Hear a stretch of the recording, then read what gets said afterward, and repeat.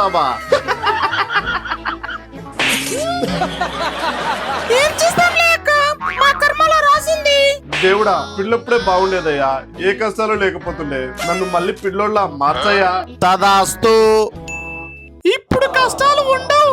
అత్తయ్య, వీరికి సంవత్సరం నిండిపోయాయి, ఇంకా నడవట్లేదండి. నడుస్తాడులే అమ్మా. ఏం చేస్తున్నావురా? అదేనమ్మా, నెక్స్ట్ ఇయర్ వాడిని నర్సరీ ఏ స్కూల్లో జాయిన్ చేపించాలని చూస్తున్నా. అంతలోనే స్కూల్ కు వెళ్ళాలా? ఓహో దేవుడా, ఏంటయ్యా?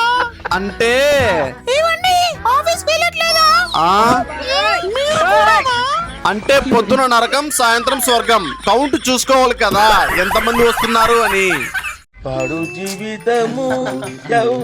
ఏమేం సార్ అలా ఉన్నారు? అదేరా, శ్రీకాంత్ గారికి సుజాతకి తక్కువ మార్కులు వచ్చాయని ఫీల్ అవుతున్నట్టున్నాడు. అలా ఏం కాదులేరా. అబ్బో,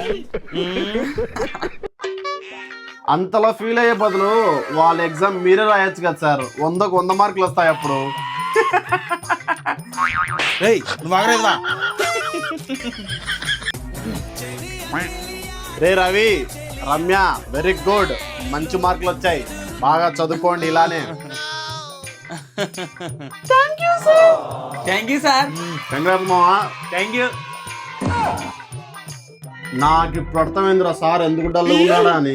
హెచ్ఎం సార్ అవార్డులు శ్రీకాంత్ కి సుజాత కాకుండా మీకు ఇస్తాడని తెలుసుకొని డల్ గా ఉన్నాడు. అవునా? అంతే కదండి సార్? అవునరా.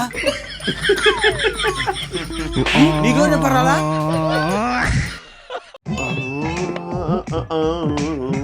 ఉండు, వాళ్ళు ఏం చేస్తున్నారో చూద్దాం. పాడు జీవితము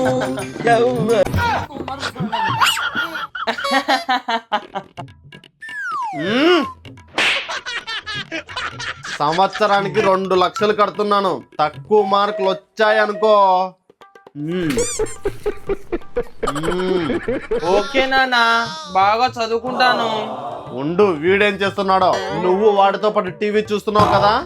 లేదు నాన్న, నేను ఇంకా వాడికి చెప్పాను, నాన్న తిడతాడు రా టీవీ ఆఫ్ చేసి చదువుకో అని. కానీ వాడు టీవీ చూస్తున్నాడు, నేను చదువుకున్నాను. చిన్నాడు ఎక్కడున్నా బ్రతికిస్తాడు. ఒరే దొంగ నా కొడుక, ఇంకా ఇరికిస్తావేంట్రా? ఏంట్రా మళ్ళీ వాడినే తిడుతున్నావు?